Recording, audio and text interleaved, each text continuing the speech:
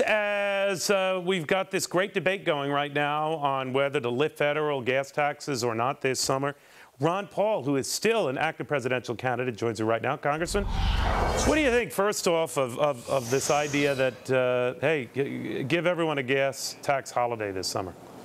I think it's a pretty good idea. I think it's foolish, though, if you don't talk about cutting an equal amount of spending. I think you should cut the spending someplace and get rid of all the taxes. Just getting rid of the taxes, I'm for, but it's a second choice to cutting spending elsewhere. And I could find places where we could cut spending and make up for the loss of revenue from the gas tax. Congressman, Hillary Clinton favors paying for this by having the oil companies pay for it with a windfall profits tax.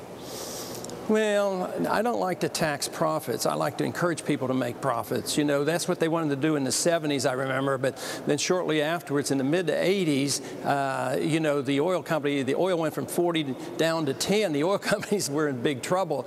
So sometimes they make profits and sometimes they don't. But the principle of taxing profits isn't a very capitalistic idea. That's sort of a Keynesian socialist idea of saying that we want to punish people who make money. Well, what I worry about, I don't know if you shared this, Congressman, this idea that today it's the oil industry who is next. Now, people rightly point out that, you know, Apple makes a lot of money, but they remind me, Neil, we don't desperately need iPods and iTouches and this sort of stuff. We desperately need oil, and there is a difference.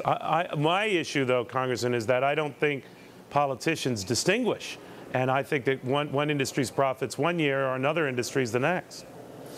Yeah, that's it. It's the principle that's very important, even though they're not attacking right now a company that maybe makes cell phones or computers, because they've done a pretty good job of giving us a good product in spite of the monetary inflation. Those prices stay stable or go down, which shows that government has a lot to do with which segment of the economy suffers from the rising prices. Let me ask you, are you still running for president?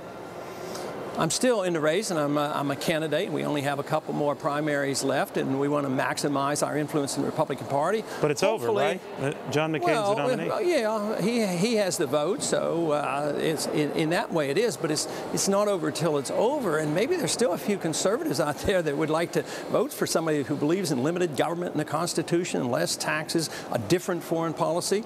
And we're still getting large crowds out. I was out in Indiana last night in Fort Wayne, and we had 1,400 young people show up. But if you lose, and it looks like John McCain wins, you got John McCain, Barack Obama, Hillary Clinton. Of those three, would you support John McCain? No, I wouldn't be able to do that. Really? Unless he, you know, changed his views. Because the So you would support, no, I'm sorry, sir, you would support Barack Obama or Hillary Clinton over John McCain? No, not necessarily, because I don't think they're any better either. Their rhetoric's slightly better, but I don't think I can trust them. What would you do? I would have to think about alternatives, and maybe John McCain will have an epiphany and say, well, I agree with Ron Paul, and I want to get rid of the Federal Reserve, the income tax, and bring our troops home and make our country prosperous once again. He's not going to do that. No, I've been encouraging him, and I mean, there's a lot of Republicans who believe we should have a change in policy, and I'm appealing to them. Interesting. All right, Congressman, thank you very much. Thank you.